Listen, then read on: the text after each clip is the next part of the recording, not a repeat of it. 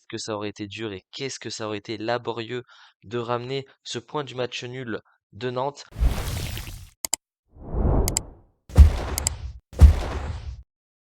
Alors bonjour à tous les supporters et supportrices de Saint-Étienne. Je suis très heureux de vous accueillir sur ma chaîne YouTube aujourd'hui. C'est ma toute première vidéo pour ce débrief face à Nantes. Ça fait un moment que j'ai ce projet en tête de me lancer sur YouTube parce que voilà, ça me fait kiffer. J'adore parler des Verts, j'adore partager ma passion. Et j'ai été inspiré par des copains qui font aussi des vidéos sur YouTube. Arunda SSE, Adri, ils se reconnaîtront dans la vidéo. Donc merci à eux tout d'abord pour m'avoir un petit peu inspiré, parce que sinon je me serais jamais lancé. Ils m'ont invité sur des lives, sur des vidéos, et ça m'a donné envie de faire pareil, tout simplement. Donc voilà, bienvenue. J'espère que vous allez apprécier le contenu que je pourrais vous proposer.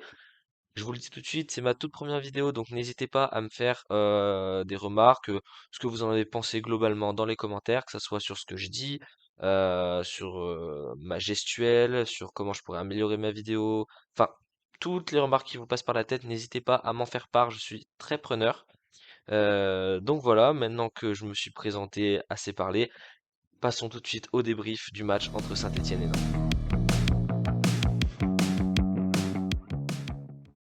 Aïe aïe aïe, qu'est-ce que ça a été compliqué de ramener ce petit point de Nantes, mais franchement, je suis super heureux. Tout d'abord parce que tous les points comptent et toutes les équipes vont se battre jusqu'au bout pour se maintenir. Les quelques équipes avec lesquelles on joue le maintien, comme Montpellier, Auxerre ou encore Angers. Et tous les points sont bons à prendre. C'est vraiment hyper important de prendre ces points. C'est ce qui peut faire la différence, surtout qu'on part avec un sacré retard au niveau de la différence de but. Et ça aussi, ça peut faire la différence. On se souvient l'année dernière, ça a fait la différence entre Lorient et Metz, hein. Lorient a été relégué pour un but. Je crois qu'ils avaient même la même différence de but. Ça s'est joué vraiment à rien alors qu'ils avaient le même nombre de points. Donc attention à cette différence de but. Donc c'est pour ça qu'il est hyper important pour nous d'engranger des points au plus vite. Super content parce que les Verts ont réussi à réagir malgré le fait qu'ils étaient menés 2-0. J'y croyais pas du tout, ni avant le match, ni même pendant. Quand il y avait 2-0, je pensais que c'était fini. On a su réagir. Même si sur l'ensemble du match, je pense qu'on a été archi dominé, qu'on méritait pas, entre guillemets, ce match nul, mais un match de foot, c'est sur 90 minutes, et le foot, ça peut tourner un peu de chaque côté en fonction de la réussite. Aujourd'hui, j'estime que la réussite, elle a quand même été de notre côté, et franchement, c'est très bon à prendre.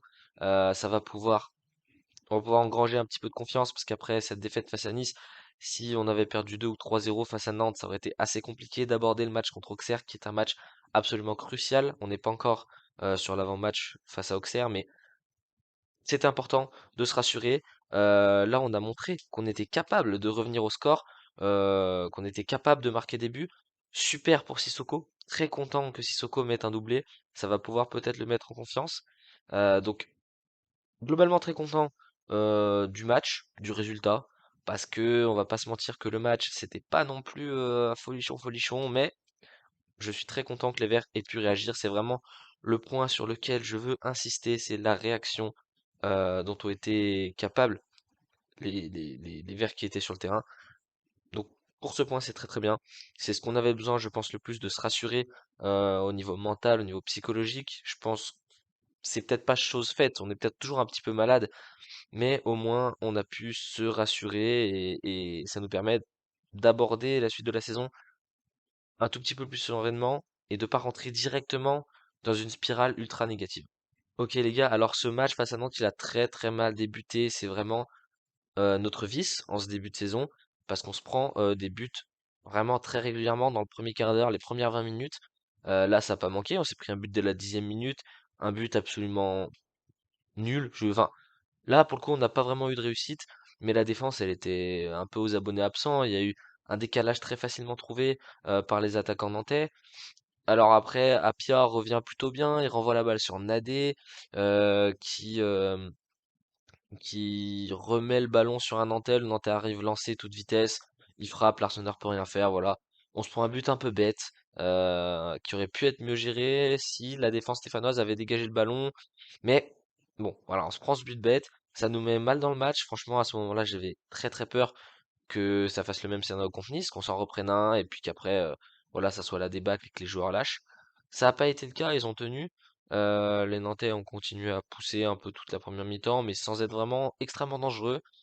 Il y a eu quelques situations, quelques occasions, mais rien de bien concret, à part une frappe d'un Nantais qui passe juste à côté du poteau de l'Arseneur. Mais sinon, ils n'ont pas été non plus extrêmement dangereux. En tout cas, plus que nous, parce qu'en première mi-temps, on doit frapper une fois au but, ça doit être la frappe d'Ekwa qui passe à 2 mètres, ou la tête de Sissoko qui passe 2 mètres au-dessus. Donc bon, pas du tout dangereux en première mi-temps de notre part. On fait une très mauvaise première mi-temps, franchement. J'étais extrêmement déçu de la première mi-temps, et j'avais qu'une hâte, c'était que la mi-temps arrive, en espérant qu'ils reviennent avec des meilleures intentions en seconde. C'est ce qui s'est passé, j'ai trouvé en début de seconde période qu'on était un petit peu mieux, mais on se prend un but dès la troisième minute de la seconde période. C'est quelque chose qu'il va falloir absolument corriger à l'avenir parce que se prendre un but à chaque fois qu'une mi-temps démarre, c'est pas possible. Vraiment, ça nous fait super mal entamer, ça coupe directement la dynamique, c'est très compliqué de revenir après. Aujourd'hui, on l'a fait. Je pense que ce sera pas le cas toujours. Mais voilà, faut vraiment arrêter cette mauvaise habitude de se prendre un but à chaque début de mi-temps. Parce que on va pas s'en sortir sinon, c'est pas possible. Donc les Nantais marquent ce but, ils continuent à pousser, on redevient dominé. Là, je me suis dit, c'est fini, c'est terminé. On est foutu. On est foutu. Eh ben non, les Nantais ont continué à pousser. On a un peu de chance, les Nantais mettent un poteau. Et peu de temps après, sur peut-être notre première occasion en seconde mi-temps, première vraie occasion du match, j'ai envie de vous dire même, c'est un corner joué à deux avec Davitashvili qui donne le ballon à Benold en entrée de surface. Benold, très bon match de Benold, qui a été propre techniquement. Et c'est des passes qui sont pas forcément extrêmement compliquées, mais qu'en fait, on a trop l'habitude de voir des joueurs stéphanois rater. Donc Benold réussit sa passe. Davitashvili recontrôle le ballon et pousse son ballon. Il est à l'entrée de la surface de réparation. Je pensais qu'il allait frapper, mais c'est vrai qu'il avait son corps un petit peu désaxé par rapport au but.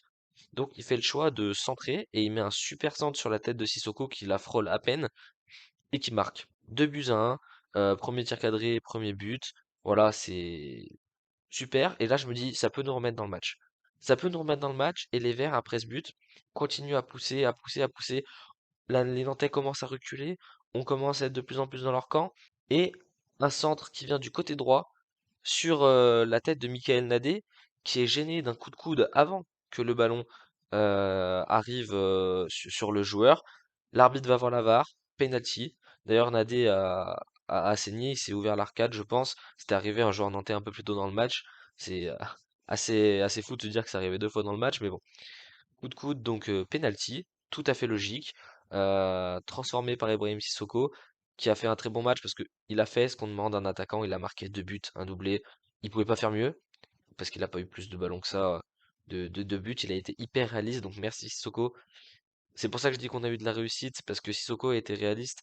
Voilà, fallait pas qu'il loupe une des deux balles de but, il a mis les deux au fond. Donc vraiment génial, bravo Sissoko pour tes 2 buts. C'est tout ce qu'on demande d'un attaquant. Donc très content pour Sissoko d'ailleurs, si ça peut le mettre en confiance, c'est très très bien pour la suite.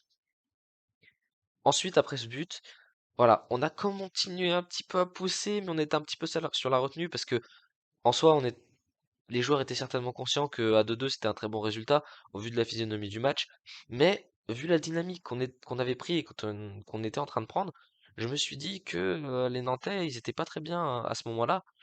On aurait peut-être pu un tout petit peu plus s'appuyer et aller faire un vrai hold-up et aller chercher les 3 points en marquant un troisième but. Ça n'a pas été le cas malheureusement. Mais bon, voilà, ils ont préféré jouer la sécurité. Les Verts, on s'est fait très peur, hein, en fin de seconde mi-temps, on s'est fait très très peur. La défense commençait à être très fébrile, à faire des erreurs bêtes. On s'est fait très peur et même moi devant ma télé j'ai eu peur parce que toutes les 2 minutes il y avait un Nantais qui tombait dans la surface. Et en re-regardant les images, pour moi, j'ai pas vu forcément de penalty pour Nantes. Peut-être une charge de Nadé dans le dos d'un Nantais qui aurait pu être sifflé, mais voilà, c'était quand même assez léger. Ils en rajoutaient depuis le début, donc je comprends l'appréciation de l'arbitre de pas avoir sifflé penalty. On va pas s'en plaindre, hein, mais il n'y a pas de vrai scandale pour moi. J'ai vu les Nantais très tendus, très énervés. C'est pour ça que je pense qu'on aurait pu mettre encore un peu plus la pression, parce qu'on sentait les Nantais agacés, les Nantais, ils auraient pu craquer en fait. Mais force de trop reculer, ils ont quand même un peu repris l'ascendant. C'était un peu dangereux, j'avais peur de voir Saint-Étienne craquer et prendre ce troisième but qui aurait fait vraiment mal. Euh, puisqu'on aurait perdu tout simplement. Et puis même prendre un but dans les derniers instants comme ça fait jamais du bien, surtout quand on s'est pris 8-0 la semaine d'avant. C'est quand même très bien d'être revenu, j'étais très content. Parce que ouais, comme je l'ai dit, en première mi-temps, fin de deuxième mi-temps, début de première mi-temps, on s'est fait dominer. En fait, on a joué 15 minutes. Le moment entre le premier et le deuxième but. Et après, c'est devenu un peu plus compliqué. Donc les Nantais peuvent avoir des regrets, hein. Nous, franchement, on peut être que très content de cette performance des Stéphanois. Maintenant, je suis quand même un peu inquiet au vu du jeu qu'on a produit en première mi-temps, du jeu qu'on a produit en seconde mi-temps. J'espère très franchement que ces deux buts marqués vont nous réveiller et qu'on va se mettre vraiment à jouer comme on peut le faire, parce qu'on l'a vu, on peut le faire, hein, tout du long. Parce qu'en fait, on est capable d'aller chercher, d'aller marquer des buts, d'aller inquiéter nos adversaires. Nantes était une très belle équipe jusque-là, hein. Deux victoires, deux nuls, une défaite. Franchement, c'est un beau bilan pour une équipe de Nantes. Donc voilà, c'est un peu ça qu'on pourrait améliorer, parce que je suis encore inquiet au niveau du jeu, un peu limite. Si on reparle rapidement de la compo mise en place par Dalloglio, j'étais content de voir des gens sortir du 11, d'autres arriver. Voilà, Cafaro, je pense qu'il a fait un mauvais match. C'était pas le pire sur le début de saison, mais contre Nice, il a fait un match vraiment pourri et dans les intentions, il n'était pas du tout. Donc il a été mis sur le banc, remplacé par Benold. Enfin, il a mis Benold à droite et il a fait glisser David Ashvili à gauche. Je préfère vraiment David Ashvili à gauche. Avec son pied droit, je pense vraiment qu'il peut apporter quelque chose. On a vu qu'il a une très bonne frappe, très bonne qualité de passe quand il les enroule, quand il les lift un peu.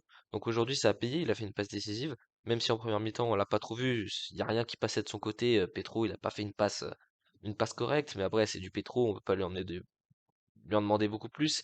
Content que Dalloglio ait fait ses changements, qu'il ait mis Benoît titulaire, parce que j'aime bien ce joueur depuis le début, et franchement, là, j'ai trouvé qu'il a fait une très bonne performance encore face à Nantes.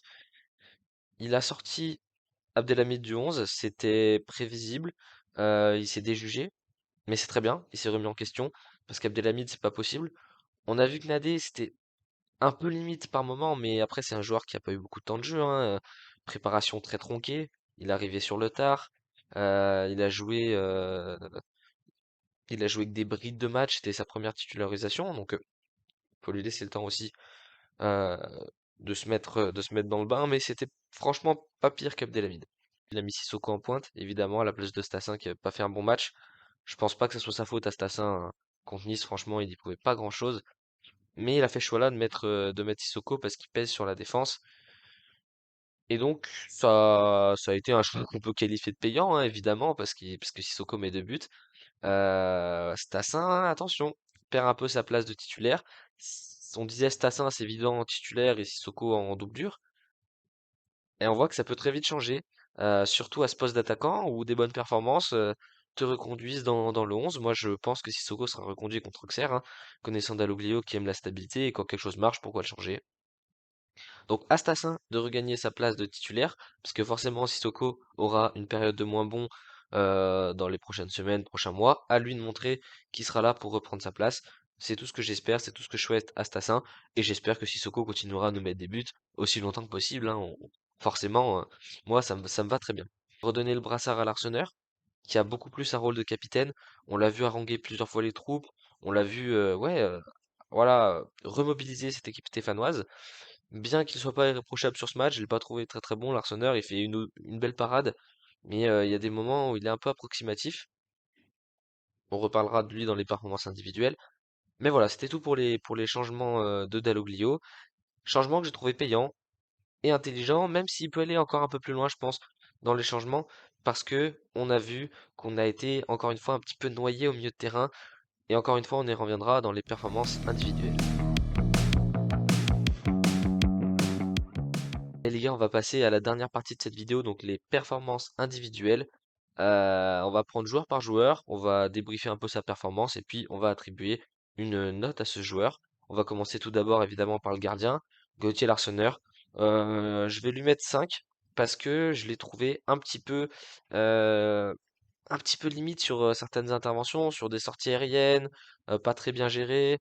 Ouais, sur des centres, un centre mal dégagé à un moment, il la prend du point, mais il la dégage pas très bien. Enfin, ouais, un petit peu moyen sur certaines interventions. Il fait une belle parade sur laquelle on aurait pu se prendre un but. Les deux buts, il peut rien faire, on peut rien lui reprocher. Mais ce qui le rattrape un peu, c'est son jeu au pied. Parce que l'Arseneur a touché énormément de ballons. J'ai plus exactement la stat, mais je crois que c'est 43 ou 46 ballons. Il a touché un nombre de ballons énorme pour un gardien. Et en fait, on n'a pas vraiment. Enfin, on a ressenti qu'il a touché beaucoup de ballons, mais il n'y a pas eu vraiment de moment où on a eu peur. Il a plutôt bien relancé. Des fois, il dégageait des ballons loin devant, ça revenait dans les pieds des Nantais, mais au final, voilà, c'était pas, ça nous a pas choqué. Donc c'est vite fait pour un gardien de faire une faute de pied. Donc sur 46 ballons, il a plutôt assuré de ce côté-là. Donc c'est pour ça que ça rattrape un peu sa note. Il a fait un match moyen, mais en soi il peut rien faire sur les deux buts. Il fait pas d'erreur vraiment significative. Donc on peut pas lui mettre moins que ça. En défense, Apia, je vais lui mettre 5 aussi, parce qu'il a été très combatif et il a assez bien combiné avec Benold sur le côté droit. Il y a eu des passes en première intention qui étaient intéressantes. Il n'a pas fait son pire match, Apia. Il n'a pas été non plus trop mauvais. Évidemment, des limites physiques et défensives. Mais bon, en face, c'était Simon. Simon, très très bon joueur. Toujours à Nantes depuis longtemps. Je pensais que ce joueur allait être transféré, qu'il allait avoir des touches un peu ailleurs, à l'étranger ou en Ligue 1. Mais il est toujours à Nantes et c'est un très bon joueur, très technique, très dribbleur. Il est passé face à Apia. Il est passé plusieurs fois. Mais Apia l'a plutôt bien contenu de manière générale. Il nous a pas fait trop grosses frayeurs défensives. Parfois un peu en retard sur son placement, mais il a été très combatif. Offensivement, il a pris des risques, il a essayé de combiner avec Benold. Donc franchement, moi, Apia, je lui mets 5 parce que c'est pas une prestation exceptionnelle, mais c'est pas un mauvais match non plus qu'il a fait. Benfica, pareil, 5 parce que des moments, ah, voilà, la défense était friable, donc on perd pas, donc j'ai des difficultés à mettre des notes en dessous de 5, en dessous de la moyenne, mais Benfica c'était un peu limite, 5, 4 peut-être même, parce que voilà, c'était assez friable. En défense, c'était un peu limite par moment au niveau des interventions, ça manque peut-être un peu de d'intensité, voilà. Mikel Nadé, c'était pareil, niveau défensif, ça manquait un peu d'intensité. Euh, il défend pas très bien sur le premier but. Le deuxième, Nadé et Batumitska, les deux d'ailleurs sont complètement absents. Ils sont, je sais pas, ils sont ni au contact du joueur qui reçoit la balle, ni au contact du joueur qui rentre tranquillement dans la surface. Donc là, c'est flop hein, là-dessus. Donc c'est pour ça que je leur mets tous les deux 5, 4,5, 5. Mais Nadé provoque un penalty. Donc bon, on peut au moins lui mettre 5 pour ça parce que c'est lui qui provoque le penalty, qui amène le deuxième but. Après, c'est plus une erreur du défenseur nantais parce que Nadé était pas non plus dans un angle très intéressant pour faire une tête. Il était un peu loin, voilà, il a assez mal jugé la situation. Mais il a le mérite d'être là au bon moment pour provoquer ce penalty. Donc je lui mets la note de 5 sur 10. Petro, pareil, 5 sur 10. C'est beaucoup moins passé de son côté. Il a été bien meilleur défensivement. Il a fait du Petro. Bien plus d'assurance que Cornu pour de la Ligue 1 au niveau défensif. Mais voilà, niveau technique, Petro, c'est pas bon, ça va pas. Il a raté beaucoup de passes. C'est pour ça qu'il y a très peu d'actions qui sont passées sur le côté gauche de David Ashvili en première mi-temps. Donc voilà, Petro, moyen. Globalement, la défense, c'est moyen. C'est vraiment peu mieux faire. Il faut vraiment qu'on arrive à mieux défendre. C'est vraiment la priorité pour moi, c'est mieux défendre parce que là, on est quand même sur une moyenne de 2,8 ou 2,9 buts par match. J'ai pas vraiment fait le calcul, mais voilà, la semaine dernière, on était à 15 buts en 5 matchs. Donc là, on est à 17 buts en 6. Donc c'est quasiment 3 buts par match. C'est énorme. C'est vraiment trop, faut remédier à ça. Le milieu de terrain, qui s'est fait bouffer toute la première mi-temps, même la deuxième, ouais, on les trouvait pas, ça faisait beaucoup attaque-défense en sautant le milieu de terrain. Pas terrible, pas terrible, ça a pas très bien fonctionné. Et quoi, pas très bon, pas significatif, pas d'erreur vraiment significative, mais il a pas gratté beaucoup de ballons, Il n'était pas présent dans ce match. J'ai envie d'y croire avec quoi parce que je pense qu'il a quand même des qualités. Mais voilà, faut qu'il se ressaisisse.